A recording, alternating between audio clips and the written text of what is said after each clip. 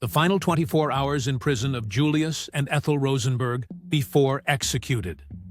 They sat just feet apart, husband and wife, close enough to hear each other's breathing, yet separated by concrete, steel, and the shadow of death. June 18, 1953. The final countdown had begun. Julius and Ethel Rosenberg, once ordinary New Yorkers and loving parents, were now branded the most dangerous traitors in America. Accused of passing nuclear secrets to the Soviets at the height of Cold War paranoia, they faced a fate rarely seen in U.S. courtrooms: execution. But what really happened in those final 24 hours? Why did the government rush their deaths just before the Jewish Sabbath? Why did it take 5 jolts of electricity to end Ethel's life? And did the truth die with them? Tonight, we're taking you behind the prison gates, into the death chamber, and deep into one of the most controversial executions in American history. Buckle up. This story will haunt you.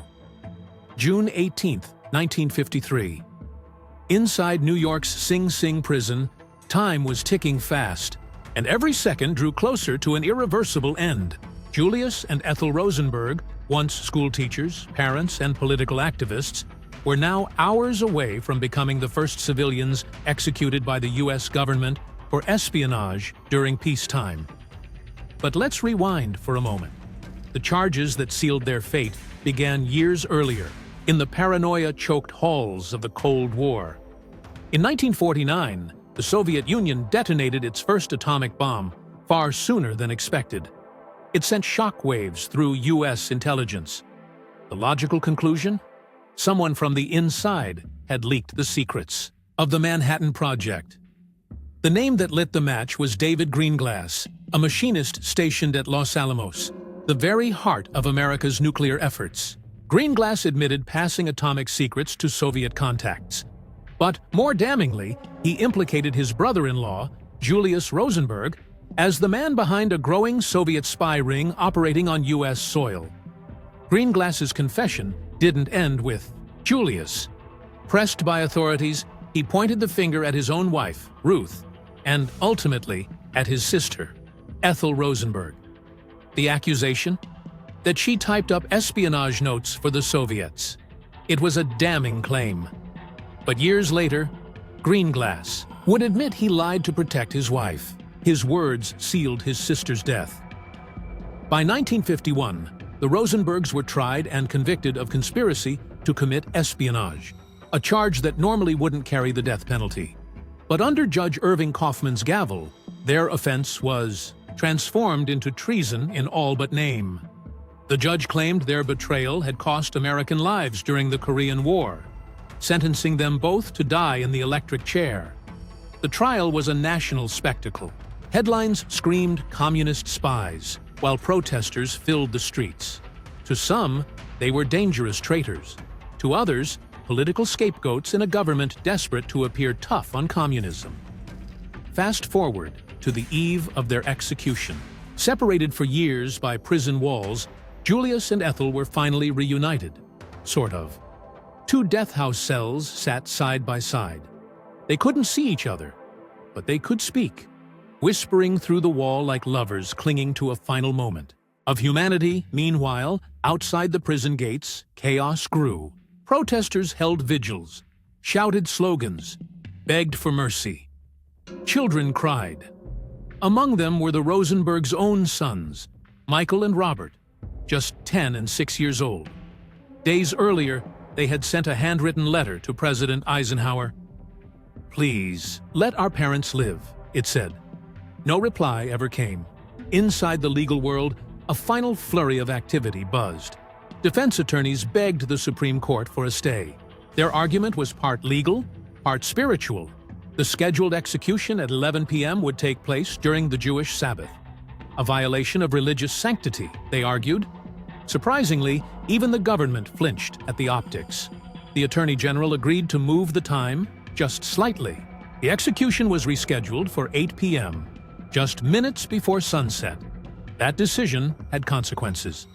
It gave the public no time to respond.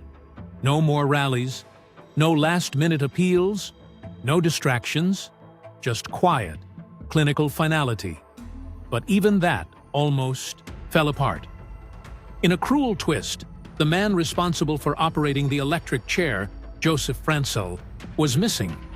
He wasn't a full-time official, just a local electrician. He hadn't even answered his phone. Frantic, the government sent 2 FBI agents to track him down. Their instructions were simple. Find him. Bring him. The show must go on. Back inside Sing Sing, the final rituals began. Julius and Ethel were offered a last meal. They declined. They didn't eat. They didn't cry. Instead, they spent their remaining hours talking through glass in the visitor's cubicle, connected in spirit, calm in the face of death.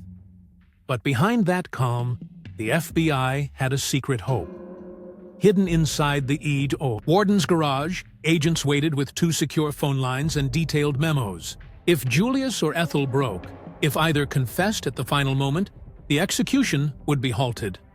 They rehearsed every scenario, especially focusing on Julius. They believed he might crack once strapped into the chair, but he didn't. Instead, Julius Rosenberg walked to the chamber with measured resolve. His knees buckled slightly, but he didn't resist. He offered no last words, no confession. The secrets, if any, died with him. At 8:06 p.m., the executioner pulled the lever. Julius Rosenberg was declared dead. Next came Ethel. 2 matrons escorted her to the chair. She kissed one goodbye, shook the other's hand, and walked forward on her own. No fear, no plea, just quiet, defiance. As they secured the straps and placed the electrodes, Rabbi Irving Koslow began to read Psalm 31. In thee, O Lord, have I taken refuge. I am forgotten as a dead man. I am like a useless vessel. The first jolt hit. It didn't work. The second came. Still nothing. Her heart refused to stop. Witnesses later described it as gruesome, unprecedented. It took 5 shocks, and nearly 5 minutes before she was pronounced dead at 8:11 p.m. Some believe her smaller frame made the execution less effective. Others saw it as something more, an omen, perhaps. A final injustice. Outside, the sky over the Hudson River turned a deep, haunting red as the sun dipped below the horizon. It was over. The execution complete. But the controversy was just beginning. Historians, legal scholars, and even intelligence insiders would spend decades debating the Rosenberg case. Were they truly guilty? Was the sentence just? Was Ethel framed by her own brother? Had America executed a woman based on lies? In 1995, when classified Soviet documents were partially released, they did confirm Julius had passed some information to the Soviets. But Ethel's involvement? Still murky. Even the prosecutors later admitted they never had strong evidence against her. Her death was used as leverage to get Julius to talk. He never did. And so, the curtain fell, not just on the lives of Julius and Ethel Rosenberg, but on one of the darkest, most polarizing chapters of American justice. Whether you see them as traitors who endangered a nation or as scapegoats sacrificed to Cold War hysteria, one truth remains. Their story still haunts the soul of a divided country. 2 parents executed, 2 sons orphaned, and a nation left to wrestle with the cost of fear. Did justice prevail, or did paranoia pull the lever? Even decades later, the debate rages on. What would you have done?